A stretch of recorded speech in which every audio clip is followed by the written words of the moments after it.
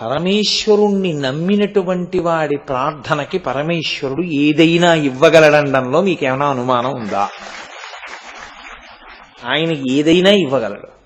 ఆయుర్దాయంతో పాటు దేనినైనా ఇవ్వగలడు. కానీ మీకు పూనిక ఉండాలి. సాధారణంగా ఇబ్బంది అంతా ఎక్కడొస్తుందో తెలుసా అండి? ఈశ్వరుణ్ణి వదిలి మనం వెళ్ళిపోతాం. మీరిక్కడ ఈశ్వరుణ్ణి వదిలి వెళ్ళిపోవడమే మీ కోరిక తీరకపోవడానికి కారణం. మీరు ఈశ్వరుణ్ణి వదలకుండా ఉంటే ఖచ్చితంగా రక్షిస్తాడు. మనం ఏం చేస్తామంటే భగవంతుణ్ణి విడిచిపెట్టేసి మనం వెళ్ళిపోతాం. వెళ్ళిపోయి మన స్వప్రయత్నం ఏదో మనం మొదలు పెడతాం, పోతుంది ఈశ్వరానుగ్రహం.